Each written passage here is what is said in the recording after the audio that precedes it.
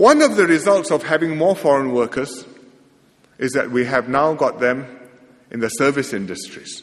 So when you go to shops, when you go to restaurants, when you meet the shop girl or the serving or the waiter in the restaurant or waitress likely, you will often be served by a foreign worker.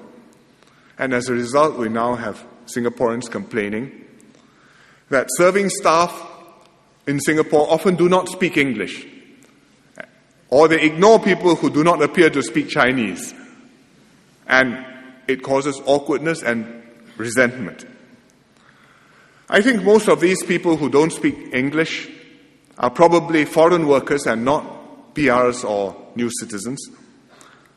They are here because the employers cannot find Singaporeans to do the jobs, so the choice between having no waitress to serve you, and you go self-service, queue up at the counter, or having a waitress serve you who doesn't quite speak good enough English, well, the employer has settled for the waitress who doesn't speak good enough English.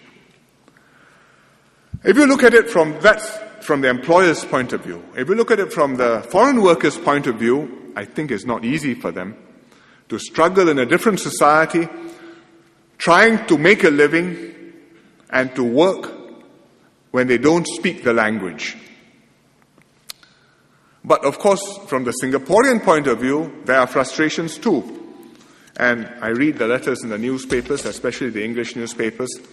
And a couple of weeks ago, there was one in the Sunday Times, which put it quite nicely, I thought quite reasonably.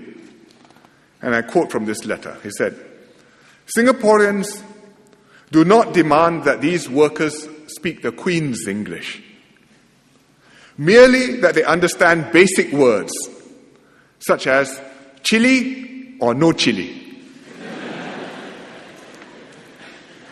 I hope the authorities will require firms to train their foreign staff to speak English."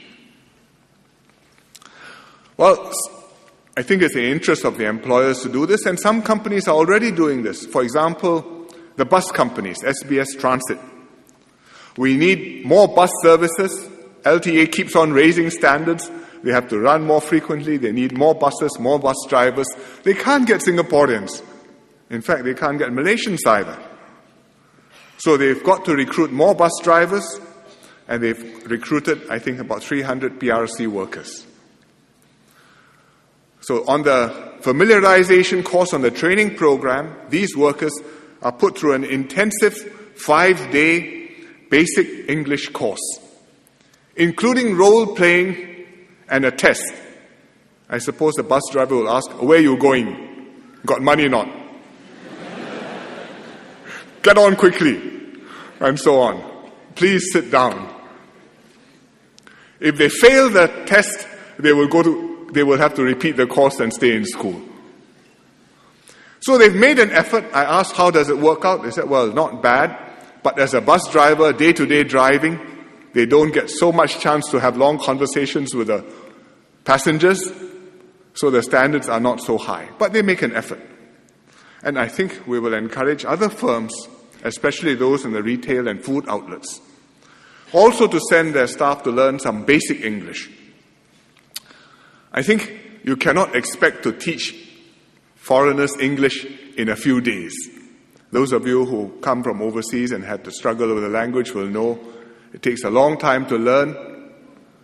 But to learn enough words, a few words, to have what NTUC calls functional literacy, I think that is possible. The words you need, the phrases you need, carry a little phrase book with you, so you have all the words, whether it's chili, no chili, whether it's laksa, no hiam, and so on. No harm. At least, if you don't know, show it to the customer. The customer can point to you what it is which you need to do. And I think we can adapt, accommodate, and make do and get along. These are adjustments which are necessary if we are going to have a practical solution.